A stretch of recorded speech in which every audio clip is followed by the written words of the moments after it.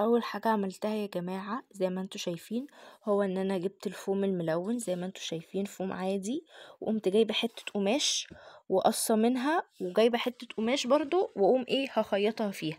يعني ايه؟ يعني هجيب دي كده واثبتها بالدبابيس واخيطهم، اسيب الحته اللي فوق دي مفتوحه علشان لو عايزه احط التليفون او احط الفلوس، وايه ويعني اخيطها فيها خياطة عادية جدا، الغرزة العادية جدا سهلة جدا يعني.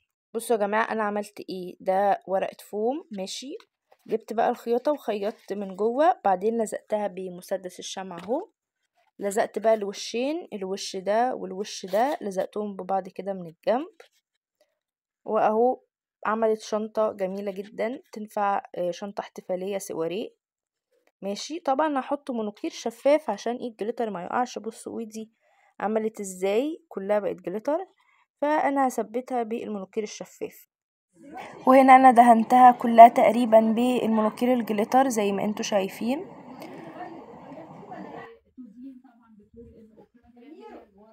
وهنا انا هستخدم الالماس اللي هو ده علشان ازين بيه الشنطة.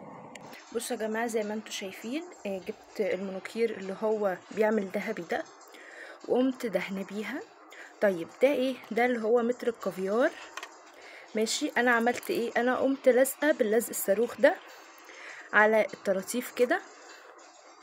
طبعا نسيت اقول لكم ان انا جوه يعني لازقه ده فوق البطانه اللي انا عملتها، وقمت ايه حاطه البروش ده فوقيها.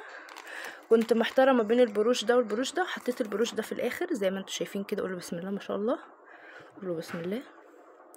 وده الشكل النهائي، فاضل بس ان انا ايه اعمل له ايد. هنا انا جبت بطانه وقمت مخيطاها في بعض، وبعدين جبت الفوم الجليتر وقمت لازقه البطانه فيها، ولزقت الوش التاني ولزقت عليه الاستراس زي ما انتوا شايفين بالشكل ده. لازم لون موحد عشان الشكل يكون نضيف.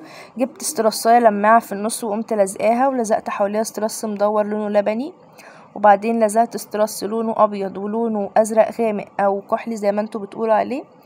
ويعني حاسه ان الالوان دي هتنطقها اكتر، طبعا ده كله يعني يرجعلك، لكن انا حسيت الالوان بدرجات الازرق هتكون احسن مع بعض يعني.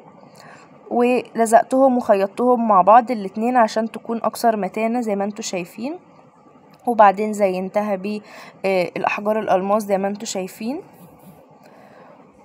بصوا شكلها رائع ازاي، قولوا بسم الله يا جماعه. زي ما انتوا شايفين انا وضحت في فيديو ازاي عملت التاج اللي كسبت بيه المسابقه ازاي نعمل الشكل ده.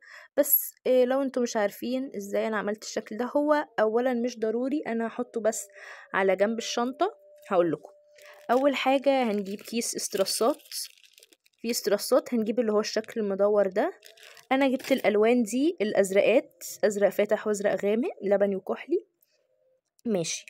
جبت بقى ايه؟ جبت اللي هو إيه اسمه خيط تشكيل سلك تشكيل، مش خيط، سلك تشكيل نص ملي ماشي او 3 ملي، بس هو الاحسن 5 ملي ماشي.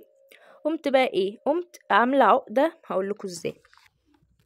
بصوا جبت كده 2 وعملتها كده ماشي. بصوا تنتها 2 كده، بس طبعا خليتها ايه، خليتها اكبر ماشي. يعني ما كانتش كده، لا كانت اكبر. وقمت ايه لفاها كده، وقمت ايه مدخله كده ماشي خط كده بصوا من ورا هتكون واضحه اكتر. دخلتها كده في هنا خرام يعني عشان دي اصلا استرسات للخياطه يعني. وقمت ايه عامله عقده، وقمت قعدت لفتها كده داير ما يدور، وقمت ايه حطاها كده ورا عشان ما يبانش. اتمنى ان يكون شرحي واضح. طبعا الضرورة دي يعني مش الحاجات دي مش ضرورية، يعني ملهاش ضرورة. يعني ممكن عادي تعملي شنطة من غير الشكل ده، او ممكن على طول بقى تختصري الموضوع على نفسك يعني، وايه وتجيبي مسدس السيليكون او مسدس الشمع وتقومي ايه لازقهم كده في بعض على طول. لكن انا شايفة ان ده ايه امتن ماشي. اتمنى ان يكون شرح واضح.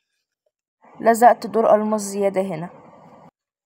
عملت الايد بخرز الكريستال عادي جدا لان انا حسيت انها سواري من الاخر يعني. وبرضو الشنطة التانية عملت ايد الشنطة التانية زي ما انتوا شايفين بالكريستال برضو انتوني 21. ما تنسوش اللايك والاشتراك في القناة.